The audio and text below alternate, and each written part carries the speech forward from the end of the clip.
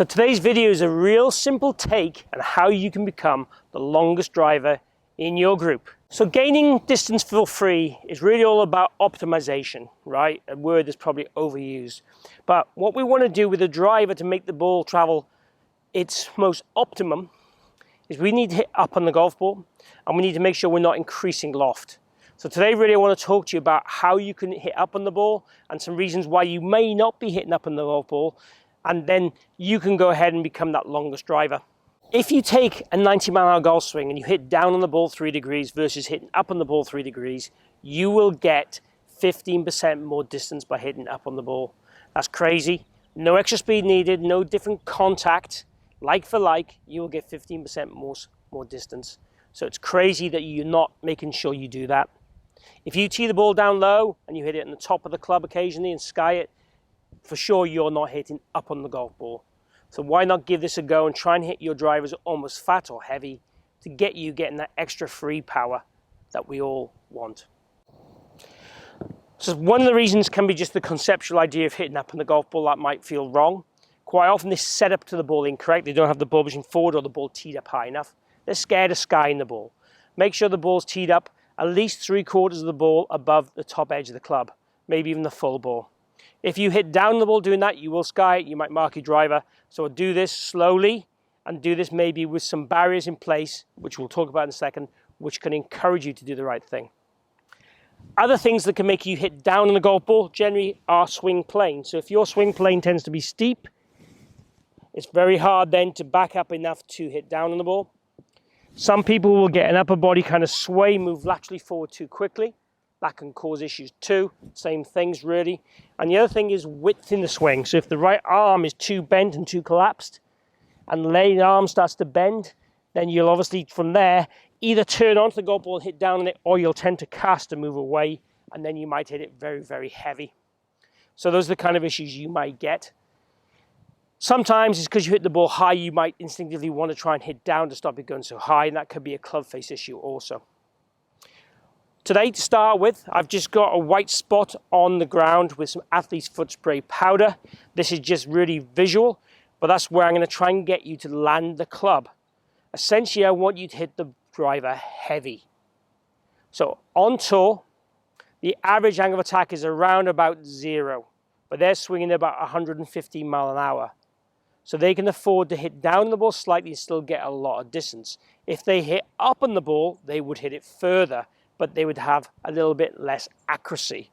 So they'll tend to hit more level or neutral to encourage that accuracy at that speed. Now, if you're under 100 mile an hour swing speed or 105 mile an hour swing speed, you need to be hitting up on the ball, otherwise you will be losing too much energy and power. So for those guys, 105 mile an hour or less, you need to be hitting it fat. Yeah, that's right, I want you to hit the driver fat. We won't actually hit a divot, but what I would like to see is the club almost touch the ground. As long as the radius isn't too low, the club will kind of skim the ground or just dodge the ground around about 3 to 4 inches before the golf ball. I've got that dot about 5 inches behind the golf ball.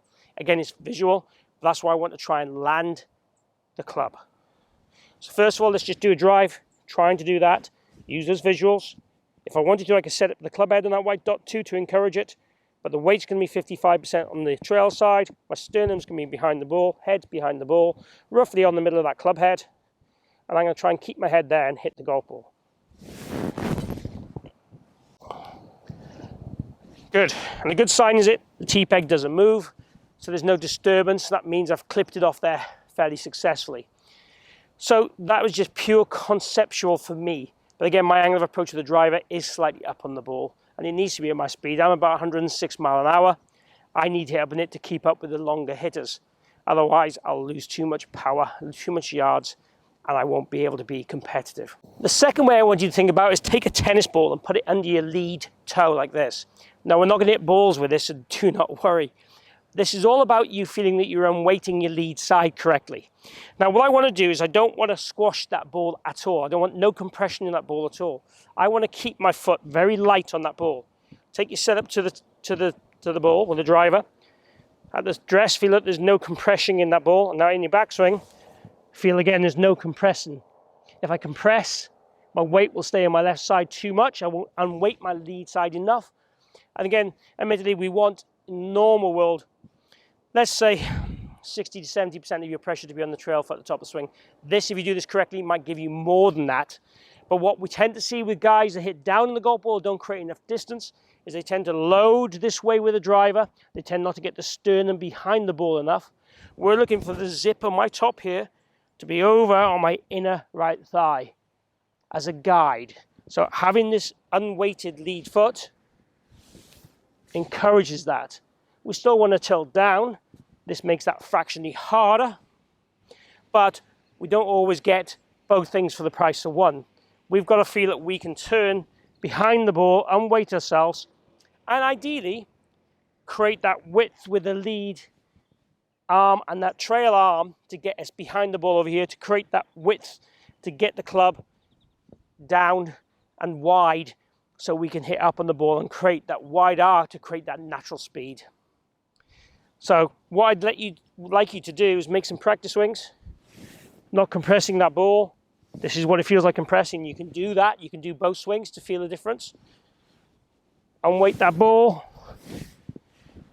Shift the tennis ball away. And then feel you're going to go and hit one with that unweighting feel.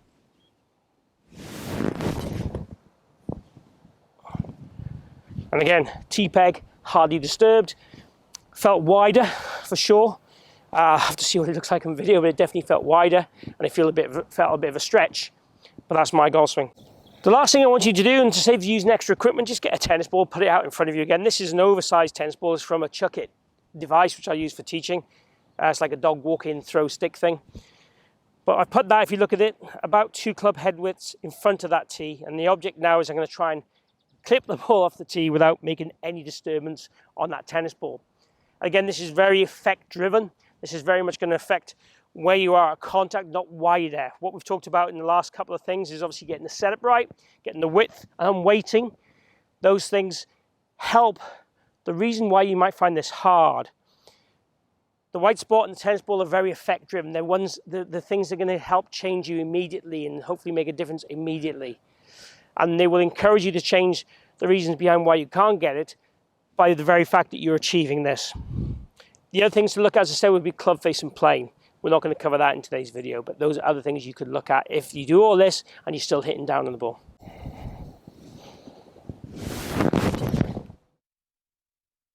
So there you have it, how to be the longest hitter in your group